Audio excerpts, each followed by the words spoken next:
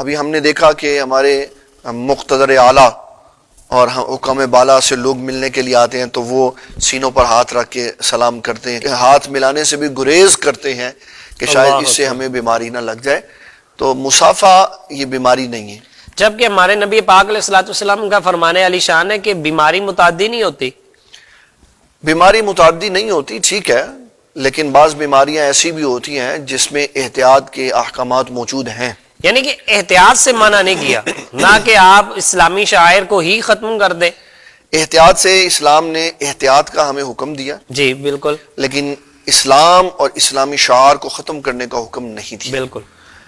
آقا کریم صلی اللہ تعالیٰ علیہ وسلم نے فرمایا جہاں طاعون کی بیماری ہو وہاں مت جاؤ، ٹھیک ہے، اور جو اس شہر میں ہو وہ وہاں سے نہ نکلے. نبی پاک علیہ الصلوۃ والسلام نے اس بیماری کو وہیں بند کر دیا. جی. اور آج پوری دنیا میں وہی قانون رائج ہے. جی، کو کہتے ہیں جو جہاں ہے وہیں رک جائے، وہیں رک جائے، جی، تاکہ اس سے دوسرے لوگ متاثر نہ ہوں. جی. اور اس میں یہ بھی ذہن میں رکھنے والی بات ہے کہ اس وقت ہم جن حالات سے گزرے ہیں، دنیا اسلام کی طرف رخ کر رہی ہے. جی. ہمارا پڑوسی ملک جو سالوں سے اپنے شہریوں کو قرآن مجید نہیں پڑھنے دیتا تھا، اس بیماری میں اس نے بھی قرآن مجید تقسیم کی، سبحان اللہ، کیونکہ وہ یہ سمجھا کہ جو انسان کا تعلق اللہ کے ساتھ جڑ جاتا ہے نا، اس سے جو شفا ملتی ہے اس کا نعم البدل سبحان اللہ، سبحان اللہ. یعنی وہ بھی سمجھتے ہیں کہ قرآن میں ہی شفا ہے. بالکل، قرآن مجید ہی میں شفا ہے، اللہ کے کلام میں شفا ہے.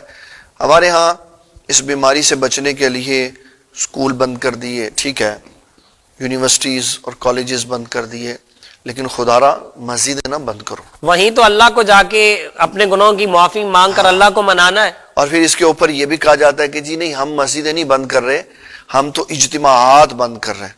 تو اسلام نے تو ہر بیماری کی موجودگی میں نماز سے تو نہیں روکا. نماز کے بارے میں تو آقا کریم صلی اللہ تعالی علیہ وسلم نے اس بندے کو جو معذور تھا، جی، اور اس کا عذر بھی معقول تھا، اس نے کہا حضور میں نابینا ہوں، تو اگر آپ مجھے اجازت دے دیں تو میں گھر میں نماز پڑھ لوں. آپ صلی اللہ تعالی علیہ وسلم نے فرمایا ہاں آپ گھر پر نماز پڑھ لیں. وہ نابینا شخص اٹھا اور واپس چلا گیا بغیر کسی شخص کی مدد کے.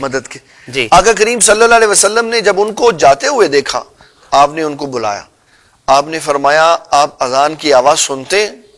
کہا جی حضور سنتے. تو فرمایا جماعت کے ساتھ مسجد میں آ کے نماز. سبحان اللہ، سبحان حدیث ختم ہو گئی یہاں پہ. سبحان محدثین نے کہا جی کہ آقا صلی اللہ علیہ وسلم نے اجازت دینے کے بعد اجازت کی ممانعت کیوں کر دی؟ جی، اس لیے کر دی کہ آپ صلی اللہ علیہ وسلم نے اجازت اس لیے دی تھی کہ وہ معذور تھے، لیکن جب وہ بغیر سہارے کے گھر واپس جا سکتے ہیں تو مسجد میں بغیر سہارے کے آ بھی سکتے ہیں. اس لیے آپ نے اجازت منسوخ فرما دی اور فرمایا کہ مسجد میں آ کے نماز پڑھے.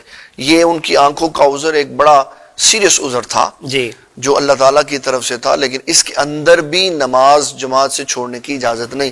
تو میں حکام بالا سے یہی گزارش کروں گا کہ مسجدوں کو بے آباد نہ کریں، مسجدوں میں جمعہ کے خطبات ہونے دیں، اس میں علماء موذی امراض سے نپٹنے کا علاج بتائیں، احتیاطی تدابیر بتائیں. مسجد ایک ایسا مرکز ہے، اگر آپ کوئی پیغام پوری دنیا میں فوری طور پہ کنوے کرنا چاہتے ہیں تو مسجد کے ائمہ کی ڈیوٹی لگائیں، اپنے اپنے حلقے میں وہ واز کرے تو پیغام پوری دنیا میں چلا. سبحان اللہ، سبحان اللہ. اس لیے یہ کہہ دینا کہ مسجدیں بند کر دی جائیں، یہ اسلام کا اچھا اور مستحسن عمل نہیں ہے مسلمانوں کا، کیونکہ اس سے اللہ تعالیٰ کی ناراضگی میں مزید اضافہ ہو سکتا ہے. اللہ کے حضور سربر سجود رہنا چاہیے تاکہ اس بیماری سے اللہ تعالیٰ ہمیں نجات عطا فرمائے.